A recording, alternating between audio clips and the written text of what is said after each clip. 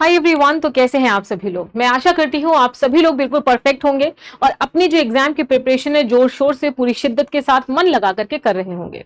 तो बहुत सारे रिक्रूटमेंट्स ऑलरेडी चल रहे हैं, एग्जाम्स आने वाले हैं और कुछ रिक्रूटमेंट्स न्यू भी आ चुके हैं। और आज इस वीडियो में हम बात करने वाले हैं एनपीसीआईएल एग्जाम के बारे में, जिसे हम कहते हैं nuclear power corporation of India limited. यहां पर भी आप लोगों के लिए कुछ वैकेंसीज आई हैं और आप इसका फॉर्म भर सकते हैं।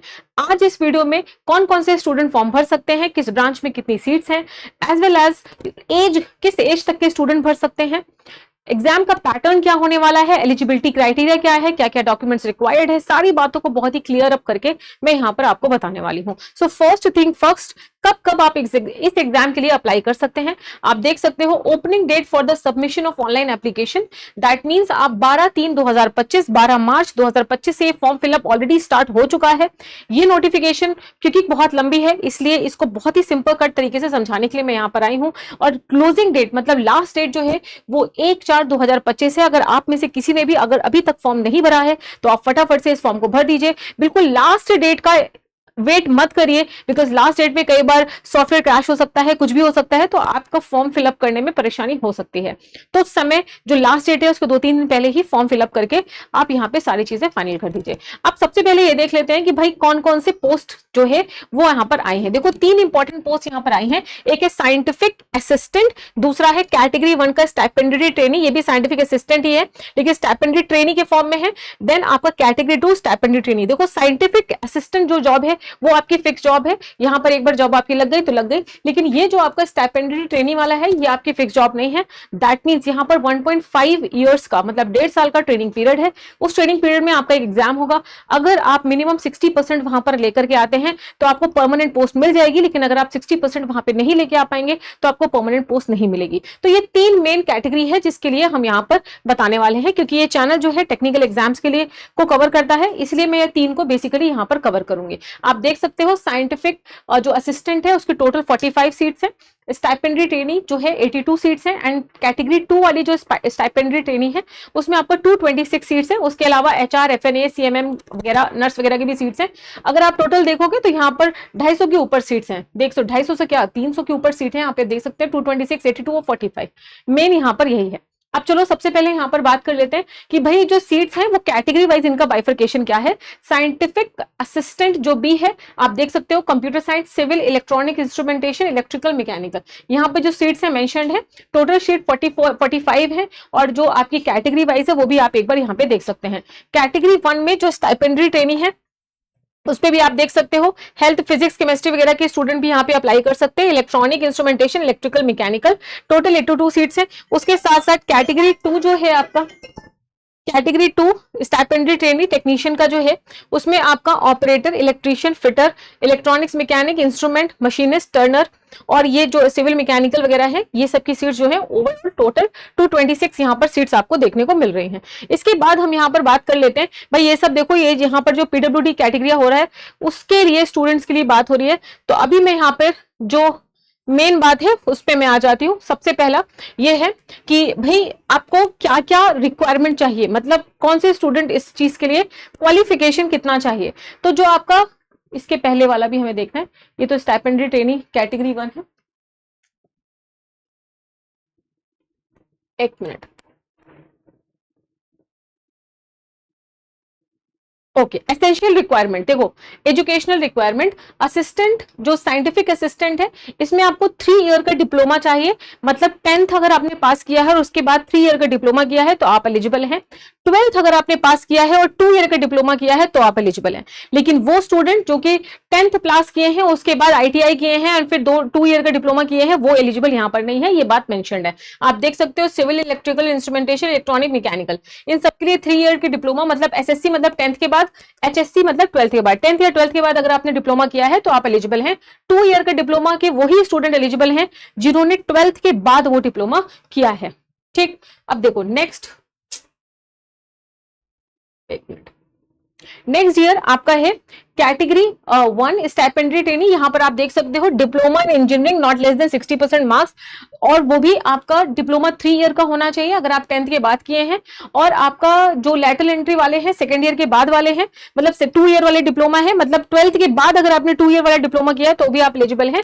बट यहाँ पर बहुत ही क्लियरली मेंशन है, candidates with diploma through lateral entry second year diploma after 10th plus ITI are not eligible. मतलब अगर आपने 10th के बाद ITI किया है, फिर आपने 2 ईयर वाला डिप्लोमा किया है तो आप एलिजिबल नहीं है। पर 10th के बाद अगर आपने डायरेक्टली 3 ईयर का डिप्लोमा किया है, या 10th के बाद 12th करने के बाद आपने 2 ईयर का डिप्लोमा किया है तो आप एलिजिबल है, इस बात पे ध्यान दीजिएगा। चलिए नेक्स्ट, ये जो आपका है कैटेगरी 2 स्टैम्पेंडरी ट्रेनिंग में भी सेम बात है, यहाँ पर आपको 50% मार्क्स चाहिए, और यहाँ पर आप देख सकते हो कि भाई SSC मतलब 10th क्लास में 50% मार्क्स चाहिए, और मैथमेटिक्स में भी इंडिविजुअली जो 10th क्लास की मैथमेटिक्स है उसमें भी 50% मार्क्स चाहिए। 2 ईयर का ITI सर्टिफिकेट जो है वो आपका यहाँ पर होना चाहिए, और ये आपका आप ये कह सकते हो कि यहाँ पर रिक्वायरमेंट है, क्वालिफिकेशन की जो रिक्वायरमेंट है वो यहाँ पर मेंशन्ड है। अब देखो पे लेवल, सबसे पहले यहाँ पे सैलरी की बात कर लेते हैं, भाई कितनी सैलरी आपकी बनने वाली है। तो आप देख सकते हो साइंटिफिक असिस्टेंट बी ये लेवल 6 का है, तो आपका फिक्स सैलरी जो है या फिक्स बेसिक पे जो है वो आपका 35,400, उसके बाद आपके कुछ कुछ चीजें ऐड अप करके मतलब डियरेंस अलाउंस वगैरह ऐड करके 54,162 आपकी यहाँ पे सैलरी बनेगी। उसके साथ साथ असिस्टेंट ग्रेड 1 और CMM ये सब में भी यही सैलरी है। और जो आपकी स्टाइपेंडरी ट्रेनिंग वाली सैलरी है, देखो स्टाइपेंडरी ट्रेनिंग में आपका 1.5 साल का ट्रेनिंग होने वाला है, तो उस 1.5 साल में 1 ईयर तक फर्स्ट ईयर की ट्रेनिंग जब आप करते हो तो 24,000 आपका यहाँ पर कैटेगरी 1 में मिलने वाला है, और कैटेगरी 2 में 20,000 मिलने वाला है। जो सेकेंड ईयर होगा उसमें 26,000 यहाँ पे, 22,000 यहाँ पे बुक के अलाउंसेस दिए हुए हैं। ड्यूरिंग ट्रेनिंग आपको यहाँ पर 18 मंथ की ट्रेनिंग करनी होगी, और यहाँ पर ये भाई कुछ कुछ आपके पे दिए हुए हैं। टोटल आप ये कह सकते हो कैटेगरी 1 में 54,162 आपकी मंथली इनकम होगी, मतलब सब कुछ मिला करके।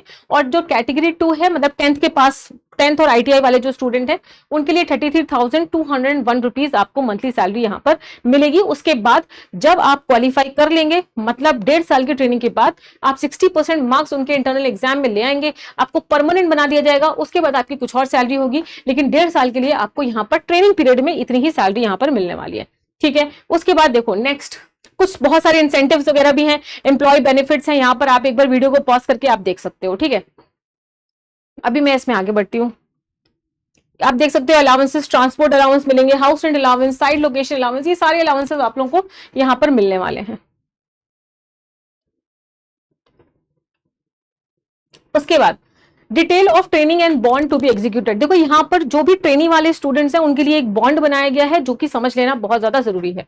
अगर आप ट्रेनिंग को पास कर लेते हैं 1.5 साल की और आपको फिक्स किया जाता है 4.5 साल का अब बॉन्ड है। इवन दूसरे में भी साइंटिफिक वाला जो असिस्टेंट है उसमें भी बॉन्ड है 4.5 साल का। अगर आप 4.5 साल के बॉन्ड के पहले NPCL को छोड़ते हैं तो उसके पहले जितना भी पेमेंट उन्होंने आपको किया होगा बुक अलाउंस के साथ, वो सारा आपको उन्हें वापस करना पड़ेगा, तभी आप छोड़ सकते हैं। इसे बॉन्ड पीरियड कहते हैं या बॉन्ड अमाउंट कहते हैं। तो अगर आप इसको ज्वाइन करेंगे तो सोच समझ के करना है, या फिर आप ये कह सकते हो 4.5 साल के पहले आप इसे छोड़ नहीं सकते हैं। अगर आप छोड़ेंगे तो यहाँ पे क्लियरली मेंशन है the selected candidate have to execute a bond of for a period of 4.5 years and in the event of breach of bond, मतलब आप बीच में अगर छोड़ दे हैं, लीव करते हैं, amount repayable will be equivalent to the stipend plus book allowance. जो stipend दिया है, बुक अलाउंस दिया है, वो सारा आपको इनको पूरा वापस करना पड़ेगा। उसके बाद ही आप यहाँ पर इसको लीव कर सकते हो। ठीक है, अच्छा देखो क्या एज लिमिट है। जो साइंटिफिक असिस्टेंट बी वाला है उसमें मिनिमम एज 18 साल है और मैक्सिमम एज 30 साल है। कैटेगरी 1 का जो स्टाइपेंडरी ट्रेनिंग है 18-25 और कैटेगरी 2 18-24, वो इसलिए क्योंकि यहाँ पे 3 ईयर डिप्लोमा मांगा है। यहाँ पर आपका जो है ITI वाले स्टूडेंट भी है 10th पास वाले, इसलिए इन्होंने एज जो है वो कम कर दिया 24 ईयर्स। आप बाकी के जो भी हैं वो आप एक बार वीडियो को पॉज करके देख सकते हैं।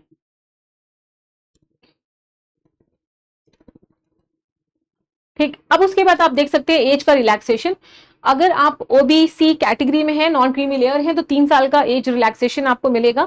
शेड्यूल कास्ट में है तो 5 इयर्स का। उसके अलावा आप देख सकते हैं आप जिस भी कैटेगरी पे लाई कर रहे हो आपको यहाँ पर एज रिलैक्सेशन भी कुछ कुछ मिल जाएगा, जिसके हिसाब से आप फॉर्म भर सकते हैं। अब यहाँ पर देखना है कि जो सिलेक्शन प्रोसीजर है वो क्या है। यहाँ पे मैं 3 कैटेगरी को मेनली कवर कर रही हूँ। साइंटिस्ट असिस्टेंट में आपका ऑनलाइन एग्जाम होगा, मतलब CBT 1 होने वाला है एक, और उसके बाद सीधा सीधा पर्सनल इंटरव्यू होने वाला है। जो आपका कैटेगरी 1 स्टाइपेंडरी ट्रेनिंग है उसमें भी सेम है, ऑनलाइन एग्जाम है, पर्सनल इंटरव्यू है। लेकिन यहाँ पर जो कैटेगरी 2 वाला है, जिसमें 10th और ITI वाले बच्चे हैं, टेक्नीशियन वाले, उनका ऑनलाइन एग्जाम होगा, प्रिलिमिनरी टेस्ट भी होगा और एडवांस टेस्ट भी होगा, मतलब 2 लेवल में टेस्ट होने वाला है।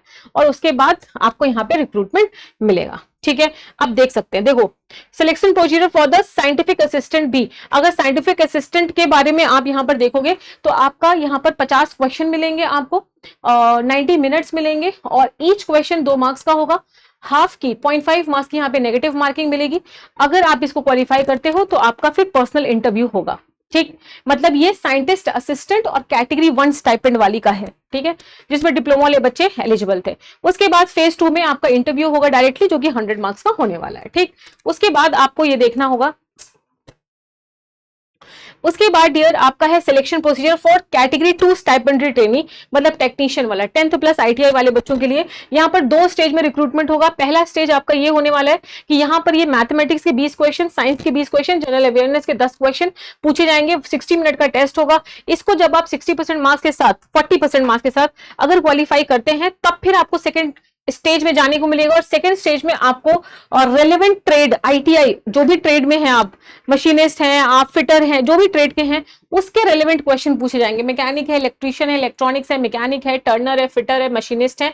तो कहने का मतलब रिलेटेड टू रेलेवेंट ITI। अब मैं आपको बता दूं, इन्होंने जो अभी तक सिलेबस, जो नोटिफिकेशन जारी की है उसमें सिलेबस नहीं बताया है।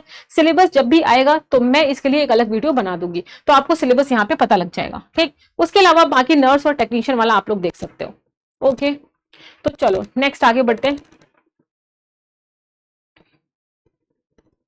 ठीक है, बाद में जब आप ये सारी चीजें क्वालिफाई कर लेंगे, अगर आप सेलेक्ट होते हैं, तो आपका वेरिफिकेशन होगा ओरिजिनल डॉक्यूमेंट का, जहां पे आपको डेट ऑफ बर्थ की प्रूफ चाहिए होगी। क्वालिफिकेशन जो 10th और जो आपका 12th है या डिप्लोमा है या एक्सपीरियंस सर्टिफिकेट अगर आपके पास कोई भी है तो वो भी आपको यहाँ पर लेके जाना होगा।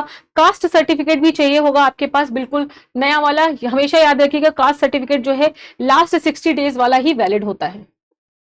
ठीक, उसके अलावा डियर हाउ टू अप्लाई, आप इनकी वेबसाइट में जा सकते हैं और 12/3/2025 से लेकर के आप 1/4/2025 तक अभी भी अगर आपने अप्लाई नहीं किया है तो आप अप्लाई कर सकते हैं। ईमेल आईडी में आपको याद रखना है कि जो ईमेल आईडी डालेंगे सारे लेटर्स स्मॉल होने चाहिए।